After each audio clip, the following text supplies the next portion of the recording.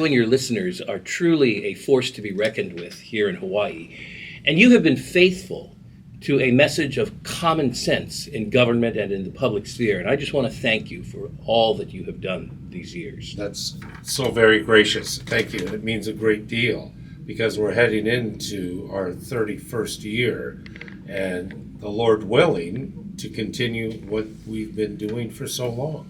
Absolutely. And I'm glad we're doing it together. Amen. Amen. Many thanks to your team for joining us Thursdays to help us understand the news and information that is best for us. Would you help us out, please? The definition of the mission of the Grassroot Institute of Hawaii. Under your leadership, what is that mission? How can we help you accomplish it? Well, the Grassroot Institute stands for 3 basic principles, and I know that your listeners hold these in their heart. The first is individual liberty. The second is economic freedom.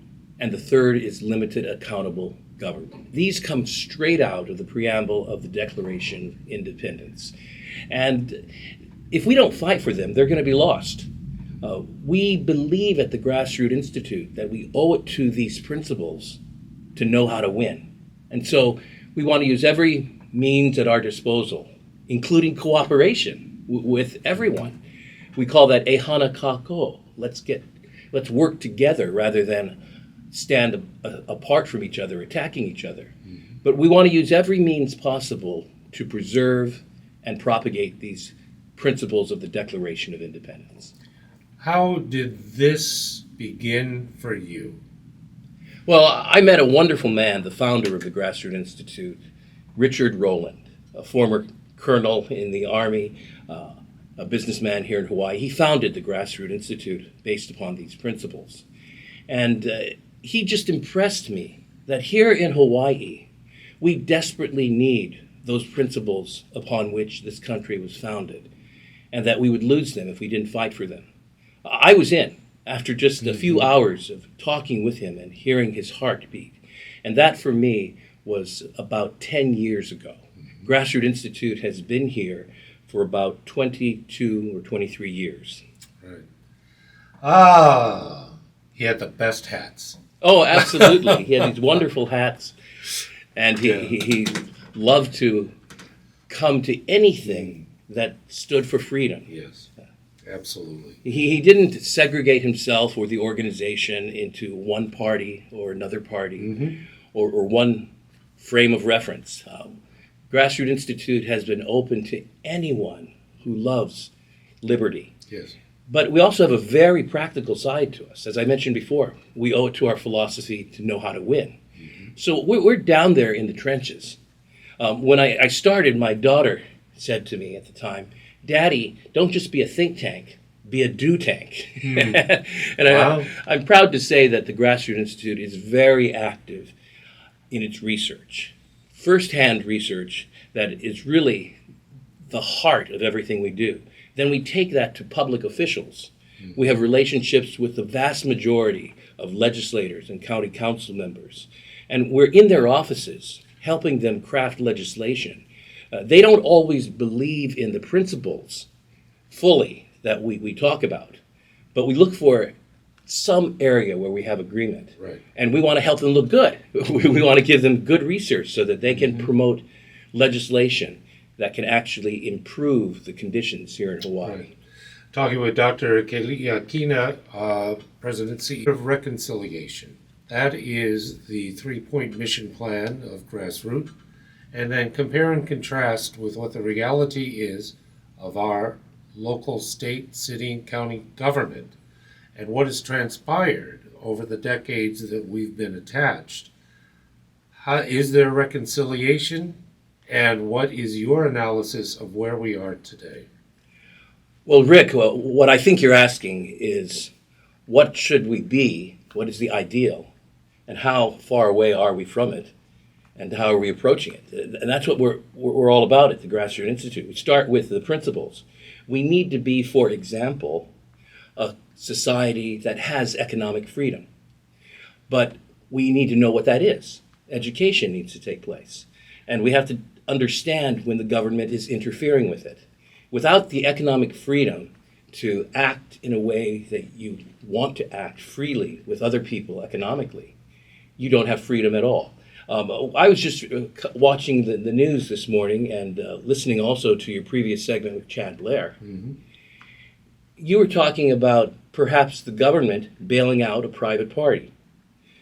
On the surface, that sounds like an easy solution. But when you analyze that through the lens of what does that mean for economic freedom, it means that the government is going to call the shots as to who the winners and the losers are in the marketplace. But it should be the market that calls the shots. If Hawaiian Electric is robust enough, creative enough to be able to come through the suits and rise from the ashes like a phoenix, that would be the market showing that they should do that. But there are alternatives as well, as was mentioned, NextEra and so forth. The market can come up with solutions. So when the government comes in and tries to control it, the government is saying we're smarter than the market. And in the end, the consumer or the taxpayer pays, because government has no money to pay for its bailouts or anything else except what it takes from its taxpayers. That's an attack upon economic freedom and ultimately an attack upon individual liberty. Now, we don't necessarily think about these issues in those terms, but at Grassroots Institute, I thank you for your question. We really want to go back to the basic principles that we should operate on. One of the things that is of grave concern is that in the name of whatever it might be, that is a justification for government to quote unquote take action, and that is normally led by funding. When you talk about economic freedom, how free are we in Hawaii? If you want to take a look at the people who measure this, such as the index called the Economic Freedom of the World, there's a companion index, the Economic Freedom of North America, that looks at various provinces and states that are beneath the national level. Hawaii ranks in the bottom third in terms of economic freedom. And Hawaii ranks in other indexes near the bottom in terms of the friendliness of its government to starting and growing a business, based upon a large number of factors, from our tax rates to our government processes like permitting and so forth. Mm-hmm. So in answer to your question, when I look at all the data and the research, so this is not just a feeling, mm-hmm. we don't have a great deal of economic freedom. But ask people on the street. You won't hear complaint about that, partly because people don't think in terms of economic freedom, and also because it's the frog in the kettle syndrome. Mm-hmm. We get used to the low level of economic freedom here in Hawaii, but we don't realize that that's the reason our children are leaving. They can't afford the cost of living. They can't afford to buy a house. They can't afford to live on the wages in the job market here in Hawaii. All of those are symptoms of not having a high level of economic freedom. And then when we talk to people, there's this wonderful aha. They realize, well, that's why it's this way. Mm-hmm. So we've got to look at the actual causes of our problem, not just the symptoms. We're at 8:49 in the morning. I do have to take a very short break, but I wanted to advance this with you. I have always maintained that for one pay period, that every American should be paid gross without deductions. Well, I'll give a hooray for that. Anything to bring down the exorbitant taxes that we pay. But also to demonstrate viscerally, this is what's being taken. Everybody budgets according to their net. If you are given what you earn is your gross, and then you can see, touch, feel exactly how much of that economic freedom is taken. Knowledge is power. Amen. 6:50, a very short break. Dr. Keli'i, welcome back. We're together with Dr. Keli'i Akina, President and CEO, leading the Grassroots Institute of Hawaii. Keli'i, let me ask, the opening day of legislative session, we've gone through many over the years. What are your thoughts? What are the priorities with Grassroots? Well, I'd like to say that I really appreciate the fact that a good number of our legislators on opening day we're talking about the problem of housing. And I'm hoping they'll do more than talk, that they'll actually act. But they are right on the money when they recognize that it is just too expensive for people to acquire housing, not only to buy housing in Hawaii, but even to rent housing. And we're losing our population to places like Texas or Nevada and elsewhere where people can actually afford homes. So that's something I'm pleased with. I'm also pleased with the fact that many of them have been working with us. And at the Grassroots Institute, we represent, we feel, the common voice. We don't get sponsored by the Republican Party or the Democrat Party. We don't take money from the government. We're independent. And we've put forth about 15 measures so far for this year, all of which have been introduced. Mm-hmm. And the great thing about them is they recognize the real problems in getting housing started here in Hawaii. For the longest time, people have said the problem is a lack of land. That's just not true. Right. For the longest time, people have been blaming third parties. It's the Chinese, it's the mainlanders who come in, and that's why we don't have housing. The reality is this. We don't have enough housing because of the inordinate amount of government regulation. Mm-hmm. Government regulation is the problem. And so what I'm really pleased about is that there are 15 bills that are out there now that we've worked on at Grassroots Institute that attack the regulations, that actually bring them down or modify them. One of them in particular is a bill that will help starting homes. Yes. And it clears away a lot of the barriers. What's exciting about it is it's not a partisan bill. It's not just the Democratic Party or the Republicans. It's got a huge chance to win because it's been introduced by Representative Luke Evelyn, who's the chair of the Housing Committee, and its co-sponsors are Speaker Saiki and Gene Ward. So with that kind of formula, it's got a shot at making it through. I love that. Good work in order to have that come to this point. I understand housing, tremendously important, a byproduct, of course, or causation, cost of living.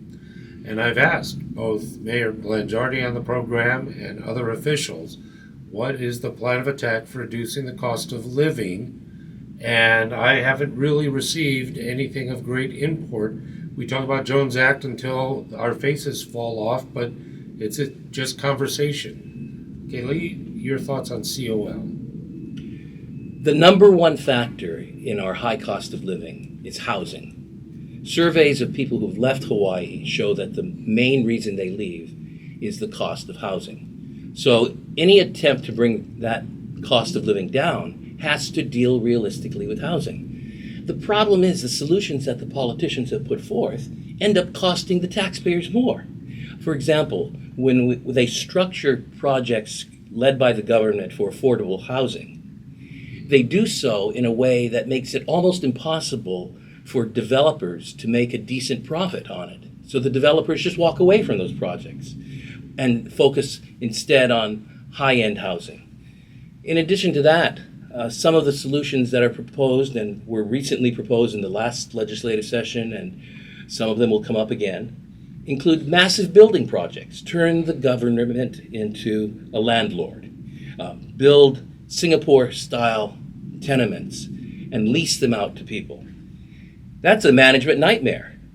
Can you imagine how well we do that given the way we run and build the rail?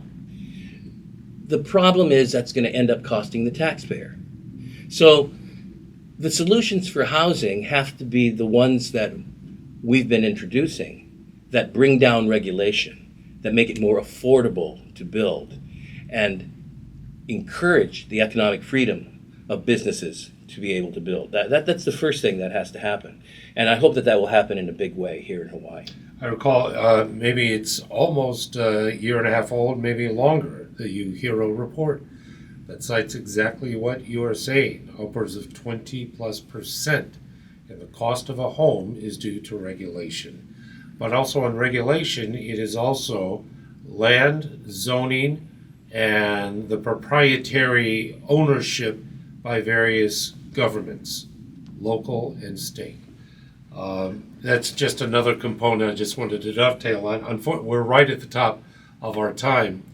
Clearly, we're going to have to spend 4 hours together some morning and do the entire show together. I look forward to that, Rick. Thank you for letting me be here, and aloha to all your listeners. I appreciate that very much. Before we do, we would like to help. How can we contribute? How can we fuel grassroots? Absolutely. We would welcome all of you listening today to be part of Grassroot Institute. And simply go to our website. It's Grassroot, there's no S at the end, it's grassrootinstitute.org.